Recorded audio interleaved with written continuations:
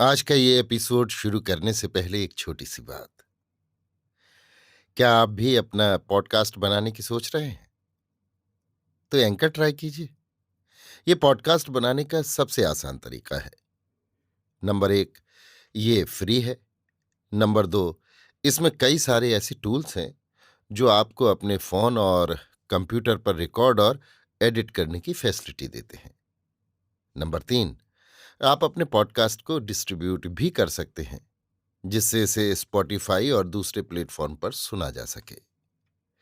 तो डाउनलोड कीजिए free anchor app या विजिट कीजिए anchor.fm पर अपना पॉडकास्ट स्टार्ट करने के लिए। ये तो थी एक छोटी सी जानकारी, और अब शुरू करते हैं एपिसोड का सिलसिला। तो आज के एपिसोड में लीजिए सुनिए, ना पार्थ सारथी के लिखे उपन्यास तुलसी चौरा का भाग 11, मेरी यानी समीर गोस्वामी की आवाज में। घर लौटते हुए उनका मन संतुष्ट था। आचार्य जी ने कोई सवाल नहीं किया, कोई बात नहीं पूछी, उन्हें आशीर्वाद भिजवाया था। उनकी उदारता, उनकी करुणा का ध्यान आते ही वे सिहर उठे। उसी दिन बसंती भी बंबई से लौटी थी।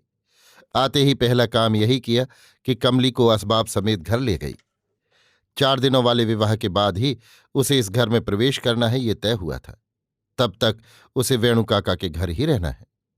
जब से रवि श्रीमठ से लौटा है, अम्मा के व्यवहार में एक खास परिवर्तन देखा कि उसमें और बाऊ से बातचीत एकदम बंद कर दी थी। वे लोग अपने से बातें करते भी तो जवाब न देकर मुंह घुमाकर चल देती। जब से तुम मठ गए हो यही हाल है। वेणु काका और मेरी बात इसके कानों तक जाने कैसे पहुंच गई। रवि को भी लगा यही हुआ होगा। बसंती उससे बातें कर ले तो उसके गुस्से का कारण पता चल जाए। उसी दिन शाम तय भी किया गया कि बसंती कामाक्षी से बात कर ले। श्रीमठ के मैनेजर ने शर्मा जी को लिखा था कि आचार्य जी ने किस तरह इन दोनों को स्नेह दिया। शर्मा को लगा ये पत्र कामाक्षी को पढ़ा दिया जाए। खुद पढ़े या रवि से पढ़कर सुनाए तो ये समझेगी कि ये जानबूझकर पढ़ा गया होगा। पत्र को इसलिए पार्वती और कुमार के हाथ भिजवा दिया। वे जल्दी ही लौट आए। अम्मा ने तो पत्र को छूने से भी मना कर दिया। शर्मा की हिम्मत नहीं पड़ी कि खुद जाकर दे। अंत में बसंती के हाथ उस पत्र को कामाक्षी तक पहुंचाना तय हुआ। रवि और कमली यहां नहीं थे। तब उसके कानों खबर लग गई थी। चीख चिल्लाहट मचाई थी। जाने क्या क्या कह डाला था, क्या क्या पूछ डाला था। शर्मा ये बात रवि कमली से छिपा गए। उनका मन दुखी हो जाएगा। कामाक्षी को रक्तचाप की बीमारी है।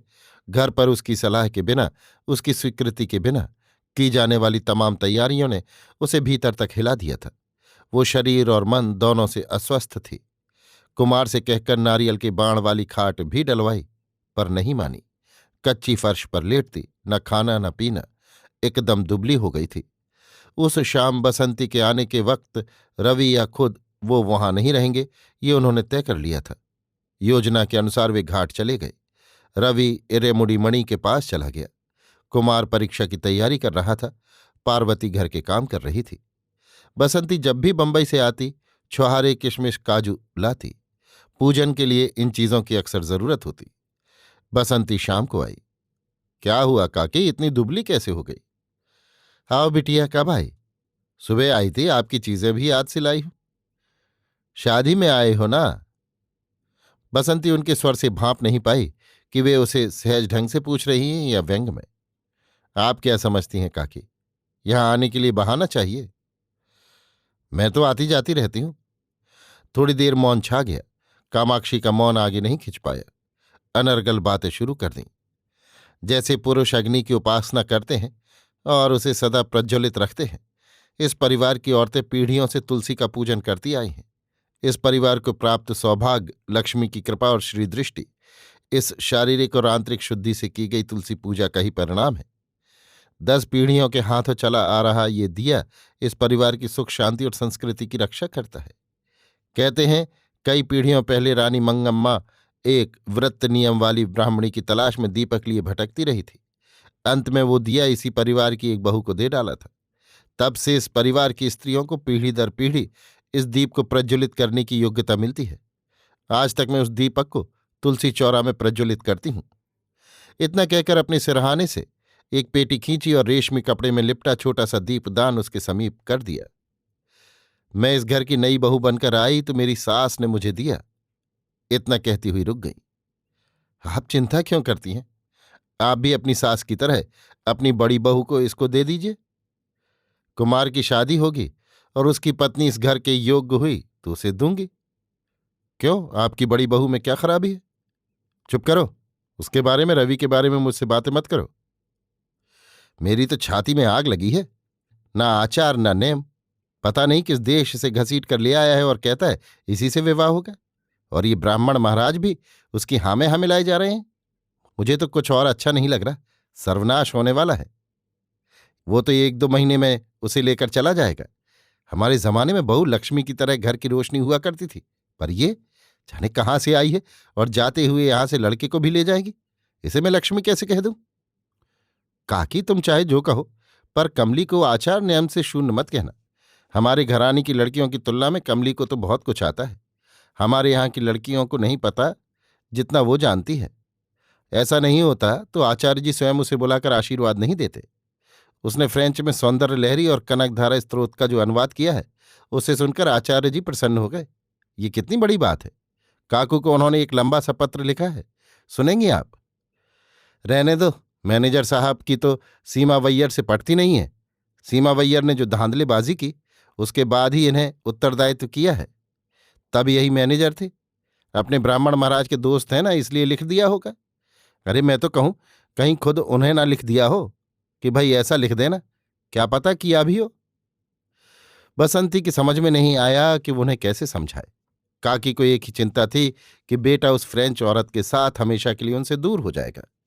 काकी को उसने साविस्तार बताया कि कैसे करोड़पति पिता की इकलौती बेटी रवि के भरोसे यहां आई है। काकी ने कोई विरोध नहीं किया, शांत सुनती रही। ये अच्छा हुआ। अरे हमें सब पता है, तुम्हारी, रवि, बाऊ, सबकी इसमें मिली भगत है। सबने मिलकर मुझे उल्लू बनाया। मुझे तो मालूम था कि तुम इस बारे में मुझसे बातें करोगी। मैं कुछ गलत कह रही हूं काकी? जो सच है वही तो कह रही हूं। कमली बहुत अच्छी लड़की है। तो होगी, हमें क्या? लाख सोने का सूजा हो तो कोई आंखें तो नहीं फोड़ लेगा। पर आप पर तो उसकी अपार श्रद्धा है काकी। आपको तो भारतीय संस्कृति के प्रतिमूर्ति कहती है। हाँ, कह रही होगी कि मैं पुरातन पंथी हूं। क्यों? हाय राम, ऐसा नहीं है काकी। वो तो मजाक तक नहीं करती, वो आपको देवी मानती है। पर मुझे वो अच्छी नहीं लगती। पर काकी, आप ऐसा मत कहिए। आपको तो काका के साथ मंडप में आना है, कन्यादान लेना है। हम लोग तो लड़की वाले हैं। ऐसी बेमतलब की शादी और तिस पर लड़की वाले और लड़के वाले। काकी, आप तो बड़ी हैं, बुजुर्ग हैं। इस मंगल बेला में अशुभ क्यों बोल रही हो? आपको समझाने की या कुछ कहने की औकात ही कहाँ? तुम ही बताओ, जिस विवाह के लिए लड़की की मां राजी ना हो, उसे बुलाने का क्या तुक? आपको आना है। आपके आशीर्वाद के बिना कैसे कुछ हो सकता है? मैं काहे आऊंगी? तुमने क्या समझ रखा है? मेरी कोई इज्जत नहीं है? इन्होंने इतना कुछ कर डाला, पर मेरे कानों तक खबर नहीं होने दी। तिलक और मंडप का दिन भी सुना, तय कर लिया गया है। तुम किसे बना रही हो? मैं तो इस विवाह में आऊंगी ही नहीं। कोई किसी से ब्याह करे, मेरा क्या? काकी के इस क्रोध का दूसरा पक्ष भी बसंती को समझ में आ रहा था। रवि के प्रति उनका अगाध स्नेह, अपने एक बहुत प्रिय विषय के संदर्भ में काकी ने कितनी नफरत पाल ली थी, पर उस घृणा और क्रोध के पीछे छिपी उनकी अनुरक्ति बसंती ने बेहद कोशिश की कि काकी का मन पिघल जाए किसी तरह, पर उसे सफलता नहीं मिली। आसपास के गांव की लड़की से विवाह करता तो माता पिता, गांव देश से उसका नाता बना रहता, पर कमली से ब्याह करके कहीं वो फ्रांस ही न बस जाए, ये आशंका ही काकी को हिलाए जा रही थी। बसंती को ऐसा ही कुछ लग रहा था। अंतिम कोशिश उसने फिर की। शादी 2-4 दिनों की होगी, सारे अनुष्ठान होंगे।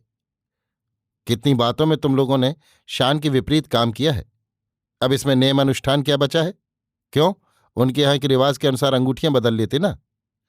काकी के स्वर में कड़वाहट थी। अपने बेटे को एक विदेशी युवती अपने से अलग कर ले जाएगी, इसकी कड़वाहट काकी में थी। बसंती ने कितनी कोशिश की, पर कामाक्षी का मन नहीं पिघला तो नहीं पिघला। जिद पकड़ ली थी उन्होंने। स्वास्थ्य ठीक रहता तो सूर्योदय के पहले घाट जाकर नहा आती, पर उन्हें किसके माध्यम से सारी बातों का पता चल रहा था, ये बसंती की समझ में नहीं आया। पार्वती ने ही बताया कि मीनाक्षी दादी सारी खबर रखती है और वही परोसती हैं। पार्वती ने ही बताया कि मीनाक्षी दादी अम्मा को भड़काती रहीं कि यदि घर की स्त्री जिद पकड़ ले तो पुरुष अकेला क्या कर लेगा। बसंती को लगा इस तरह की अज्ञानी ईर्ष्या और जिद रखने वाली बूढ़ी औरतें ही गांव की राजनीति खेलती हैं। शादियों को रुकवाना, परस्पर वैमनस्य पैदा करना, अफवाहें फैलाना, पीठ पीछे बुरा कहना, कान भरना, बूढ़ी औरतों के पास यही काम बच रहा है। कुछ जरूर ऐसी हैं जो इन बुराइयों से दूर रहती हैं, पर कितनी कम है वे संख्या में। बसंती ने शर्मा जी को आकर सूचना दी, पर रवि और कमली से कुछ नहीं कहा। उन्हें किसी तरह की घबराहट तक नहीं देना चाहती थी। जहां तक वेणु काका का प्रश्न था, काकी की इस जिद का उन पर कोई असर नहीं पड़ा। वे विवाह की तैयारियों में लगे थे। नादस्वरम तथा अन्य तैयारियां की जा रही थीं। इन सब से सीमावैयर का क्रोध और भड़क उठा था। आग में घी पड़ने वाली एक घटना भी घट गई थी। सीमावैयर उसमें बुरी तरह फंस गए। शंकरमंगलम के अंतोनी प्राथमिक पाठशाला की अध्यापिका मलर कोढ़ी स्कूल से लौट रही थी कि सीमावैयर ने अकेले में आकर हाथ खींच लिया। उनके एक आध नौकर भी बाग में थे, इसलिए उनकी हिम्मत और बढ़ गई थी। अहमद अली की दी हुई विदेशी शराब भी पी रखी थी। सीमावैयर के बाग में रात में चलने वाले पंप सेट के लिए एक सीमेंट की कोठरी बनी थी। उनके पीने पिलाने और रासलीला के लिए इसका खास उपयोग होता था। ये सारे कर्म वे घर में नहीं करते। बाग चूंकि गांव से कुछ दूर पड़ता था, इसलिए सुविधा रहती थी। मलर कोडी पर उनकी आंखें कई दिनों से थी। उस रात उन्होंने फिर अकेले में छेड़ा तो वो चीखी चिल्लाई। पीछे ही इरेमुडी मड़ी के संगठन के कार्यकर्ता आ रहे थे। उन्होंने सीमावैयर को रंगे हाथों पकड़ लिया और नारियल के पेड़ से बांध दिया। इरेमडी मुड़ी को कहलवाया गया और वे पुलिस को खबर कराए। सीमावैयर के नौकर इन लोगों का सामना नहीं कर पाए और उन लोगों ने अहमद अली को खबर पहुंचाई। पैसे का सारा खेल खेल लिया गया। पुलिस समय पर नहीं पहुंची, पर सीमावैयर को छुड़ाने के लिए अहमद अली ने किराए के गुंडों की एक छोटी सी फौज ही भेज दी थी। अंधेरा घिरते ही उन लोगों ने सीमावैयर को छुड़ाया था। फिर वहां जो मारकाट मची, उसमें इरेमुडी मणि और उनके कुछ साथियों को हंसिए के गहरे घाव लगे। इससे पहले कि पुलिस पहुंचे, गुंडे भाग लिए। सीमावैयर बचकर भागे ही नहीं, बल्कि उन्होंने 2-3 साक्ष्य भी तैयार कर लिए, जिन्होंने ये प्रमाणित कर दिया कि घटना के वक्त सीमावैयर शिव मंदिर में थे। पुलिस वालों ने इरेमुडी मणि और संगठन के कार्यकर्ताओं के खिलाफ मुकदमा दर्ज किया कि उन लोगों ने सीमावैयर के बाग में जबरन प्रवेश कर वहां उत्पात मचाया। इरेमुडी मणि के बाएं कंधे पर गहरा घाव था। शंकरमंगलम के अस्पताल में भर्ती थे। अस्पताल पहुंचने में देर हो गई, काफी खून निकल गया था। खबर लगते ही शर्मा, रवि, कमली घबराए हुए अस्पताल पहुंचे। इरेमुडी मणि का परिवार और उनके मित्र वहां जमा थे। खून दिया जाना था। कई लोग आगे आए, पर किसी का खून उनके खून से नहीं मिल पाया।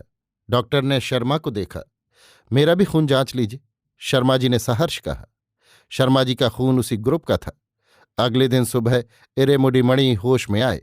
शर्मा जी को छेड़ते हुए बोले, हमारे संगठन के आदमी घबरा रहे हैं कि मैं ठीक होने के बाद आस्तिक बन जाऊंगा। सुना है खून तुमने दिया है? पास ही में खड़े एक कार्यकर्ता ने कहा। एक बामन ने अपना खून बहाया था, दूसरे ने उसको खून देकर बचाया। इरेमुडी मणि ने उसे घूरा। देखो, तुम बाहर रहो, मैं फिर बुलाऊंगा। शर्मा जी तुरंत बोले, उन पर क्यों बिगड़ रहे हो? ठीक ही तो कहा है उन्होंने। पर वो कार्यकर्ता जा चुका था। इरेमुडी मणि बोले, देखा सीमावैयर ने कैसे बात पलट दी। हम पर उल्टा आरोप लगा दिया कि उनके बाग में हम लोगों ने घुसकर उत्पात मचाया है। उस मर्दुए ने तो साबित कर दिया कि वे उस समय शिव मंदिर में पूजा कर रहे थे। देखा, अपने पर पड़ी तो भगवान को साक्षी बना डाला। साक्षी जो भी हो, पर अन्याय करने वालों का विनाश निश्चित है। पर हुआ कहाँ विश्वेश्वर? देखो ना, हम लोग पड़े हैं अस्पताल में, वहां तो 4 पैसे वाले कानून पुलिस सबको खरीद लेते हैं। ठीक कहते हो। आज ईश्वर पर विश्वास करने वालों की तुलना में सुविधाभोगी लोगों की संख्या अधिक है। मेहनत और ईमानदारी से कोई काम नहीं करना चाहता। नेक और ईमानदार बनने की अपेक्षा नेक और ईमानदार दिखने में लोग ज्यादा विश्वास करने लगे हैं। वेद पाठ करने वाले झूठ भी बोलने लगे हैं। सीमावैयर अब ईश्वर से ज्यादा अहमद अली के रुपयों पर भरोसा करने लगे हैं। पर जहां तक मेरा प्रश्न है, जो दूसरों को धोखा नहीं देता, मेहनत और ईमानदारी से जीता है, छल कपट से दूर रहता है, वही सच्चा आस्तिक है। जो दूसरों को धोखा देकर छल कपट से कमाता है, मेहनत नहीं करता है, ऐसे व्यक्ति को मैं नास्तिक ही मानूंगा। ये तो तुम्हारा कहना है ना। लोगों की नजरों में तो सीमावैया आस्तिक है और मैं नास्तिक। ऐसा चाहे जो सोचे, पर मैं तुम्हारे बारे में कतई नहीं सोच सकता। तुम नहीं सोचोगे यार, ये मैं जानता हूं। दोनों देर तक भीगे हुए खड़े रहे थे। इरेमुडी मणि को 10 दिनों तक अस्पताल में रहना पड़ा। शर्मा उनसे मिलने रोज आते। एक दिन अस्पताल से लौट रहे थे कि रास्ते में सीमावैयर के मित्र पंडित जी मिले। शर्मा कतरा कर निकलना चाहते थे, पर उन्होंने शर्मा को जबरन रोक लिया और कुशलक्षेम पूछने लगे। कहाँ से आ रहे हैं? मेरा एक खास दोस्त अस्पताल में पड़ा है, उसी से मिलकर आ रहा हूं। कौन? वही परचून वाला ना। सारा नास्तिक है, ईश्वर के खिलाफ बोलता है ना, उसी की सजा भुगत रहा है। शर्मा जल भुन गए। ईश्वर के कृत्यों को इस तरह तोड़ मरोड़ कर देखने की प्रवृत्ति कितनी ऊंची है। ऐसा आस्तिक किसी नास्तिक से कम नहीं होता। ईश्वर निंदा तो इसका एक प्रकार है। जब व्यक्ति सोचे कि हमारे दुश्मनों के घर ईश्वर गाज गिराए, हमारे खिलाफ बोलने वालों का सर्वनाश हो, यदि ये सही है तो क्या ईश्वर को भी क्षुद्र राजनीतिज्ञों की जमात में हम नहीं ले आते? सच पर तिल मिलाने वाले, पद के उन्माद में झूमने वाले अहंकारी राजनीतिज्ञ की तरह शास्त्री जी ने वेदाध्ययन किया है, उपनिषद पढ़ रखे हैं, पर कैसी बात कह दी है। शर्मा जी को घृणा होने लगी। इनकी तुलना में वेदों को पढ़कर उन्हें उनके सही अर्थों के साथ जोड़कर देखने वाले इरेमुडी मणि अधिक विवेकशील लगे। शर्मा ने भीतर की खींच दबाते हुए कहा, यदि हम आपकी बात ही मान लें तो क्या इसका मतलब ये हुआ ईश्वर भी आम लोगों की तरह स्वार्थी है, अपने खिलाफ बोलने वालों को दंडित करता है? क्यों? और नहीं तो क्या भाई, ईश्वर कब तक सहे? शर्मा जी को शास्त्री जी की मंद बुद्धि पर तरस आ गया। वे फिर बोले, ईश्वर तो स्वयं लोगों के लिए सरलशीलता का उदाहरण है। हम सहनशील व्यक्ति को देवता की उपाधि देते हैं। मेरे लिए तो ईश्वर क्षुद्र स्वार्थी कतई नहीं हो सकता। आप ये क्या कह रहे हैं? उसके साथ मिल बैठकर आप भी उनकी तरह बातें करने लगे हैं? नहीं, ये बात नहीं। कई बार आस्तिक भी अपनी अज्ञता में ईश्वर का अपमान कर देते हैं। वो भी एक प्रकार से निंदा ही है। आपने अब जो कहा है वो भी कुछ ऐसा ही है। हमारा द्वेष, हमारी अज्ञानता, हमारे भीतर बदले की भावना, सब कुछ इस ईश्वर पर आरोपित कर लेते हैं और कह देते हैं कि ईश्वर सर्वनाश करेगा। कितनी मूर्खता है, कभी सोचा है आपने? आपने तो वेद उपनिषद का पाठ किया है, क्या लाभ हुआ भला बताइए? शर्मा जी नहीं चाहते थे, फिर भी उनके वाक्य में कड़वाहट घुल गई। शास्त्री ने शर्मा की बातों का कोई उत्तर नहीं दिया और गुस्से में पैर पटकते हुए सीमावैयर के ओसारी पर जा पहुंचे। वहां पंचायती लोगों की गोष्ठी जमी हुई थी। इनके पहुंचने के पहले भी वहां शर्मा विरोधी चर्चा ही चल रही थी। सीमावैयर सबको मुफ्त में पान पेश कर रहे थे और इस शर्मा विरोधी अभियान को उत्साहित कर रहे थे। शास्त्री ने आकर पूरी बात बताई तो सीमावैयर का उत्साह और बढ़ गया। मेरे बाग में पंप सेट की मोटर को चुराने की योजना थी उस इरेमुडी मणि की। अच्छा हुआ बटाई वाले वक्त पर पहुंच गए और ये शर्मा उसकी तरफदारी कर रहा है। इसकी तो मति मारी गई है। क्या करे बेचारे, उनके ऊपर मार भी तो कैसी पड़ी है। लड़का एक फ्रेंचन को घसीट लाया, अब उसका ब्याह करना पड़ रहा है। सुना है 4 दिन का शास्त्र सम्मत विवाह होगा। और कैसा शास्त्र! सारा अनाचार कर डाला और शास्त्र का सहारा लिया जा रहा है। यही नहीं, अस्पताल में पड़े उस नास्तिक को खून दिया है। अरे इसके बाबा भी सड़क से आ जाए तब भी वो नास पीटा नहीं बचेगा। अहमद अली की दुश्मनी मोल ले रखी है। मियाँ तो करोड़पति हैं, ये परचून वाला उसकी बराबरी करेगा? पर मैंने तो सुना है कि उसकी दुकान चल निकली है। कहते हैं दाम वाजिब है और चीजें भी साफ। ये तो चालाकी है, कुछ दिन लोगों को आकर्षित करना है ना, पर इसकी असलियत तो आगे ही खुलेगी। सीमावैयर ने बात काट दी। इरेमुडी मणि या शर्मा, इन दोनों के बारे में लोगों के मन में थोड़ी सी भी जगह न बने, इस संदर्भ में बेहद सतर्क थे। इरेमुडी मणि की दुकान की तारीफ उन्हें फूटी आंखों नहीं सुहा रही थी। शर्मा और इरेमुडी मणि को कोर्ट तक घसीटकर मुकदमे का खर्चा स्वयं उठा लेने का आश्वासन अहमद अली ने दिया था। शर्मा जी ने उन्हें जमीन नहीं दी थी, ये अहमद अली की नाराजगी का कारण था। व्यावसायिक प्रतिद्वंद्विता ने इरेमुडी मणि के खिलाफ कर दिया था, लिहाजा शर्मा और इरेमुडी मणि को परेशान करने के लिए वे रुपए खर्च करने को तैयार थे। कमली और रवि के विवाह की तैयारियां चल रही थीं, तभी कोर्ट से कमली और शर्मा के नाम सम्मन जारी किए गए। कमली के मंदिर प्रवेश से भूमिनाथपुरम और शंकर मंगलम के मंदिरों की पवित्रता नष्ट हो गई है, इसलिए पुनः शुद्धिकरण के लिए 10,000 रुपये का दावा किया गया था। उनके अनुसार कमली के मंदिर प्रवेश से मंदिर की पवित्रता भ्रष्ट हो गई है। आस्तिक हिंदू अब वहां पूजन नहीं कर सकते। कुंभाभिषेक की तैयारियां किए जाने की मांग दावेदारों ने की है।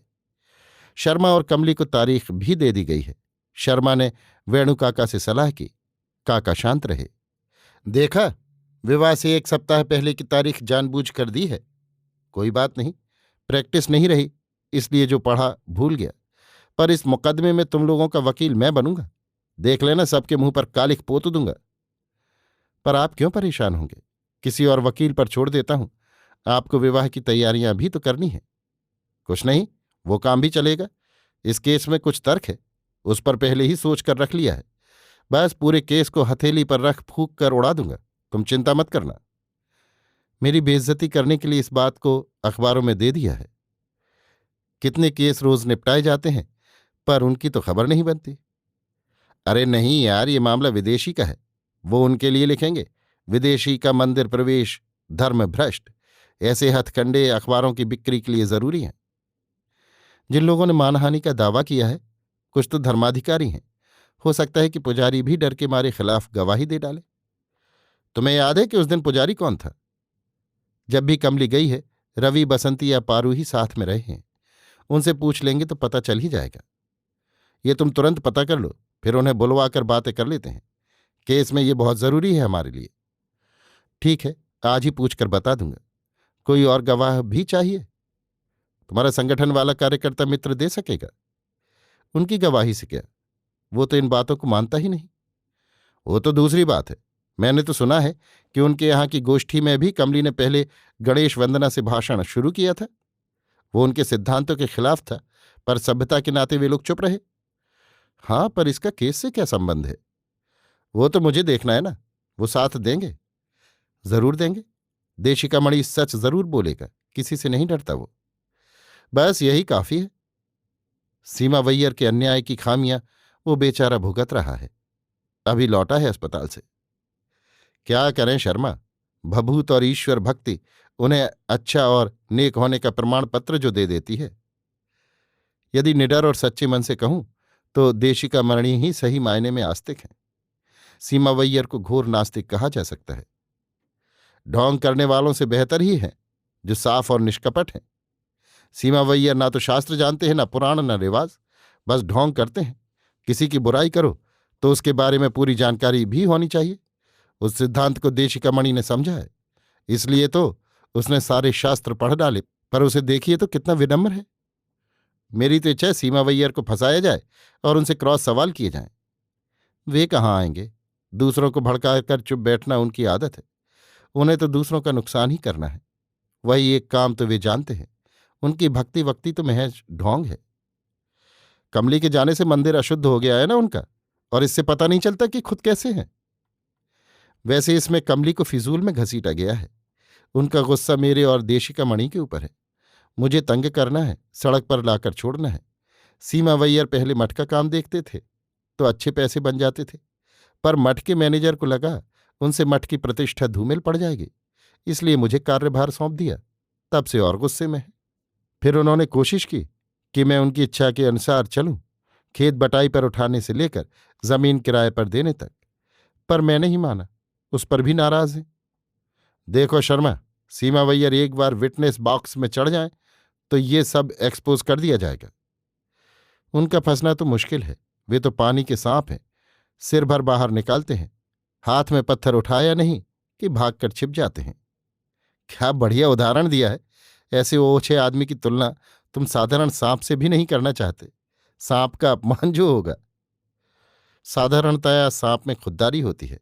उसे मारने दौड़ो तो फुंकारता है, फन उठाता है, काटने भी दौड़ता है। शर्मा जी ने जिस तरह सीमावैयर का चित्रण किया, वेणुकाका खूब हंसे। फिर बोले, मंदिर के लिए कमली ने जो चंदा दिया है उसकी रसीद मिल गई। उसे संभाल कर रखा है। क्या लिखा है उसमें याद है?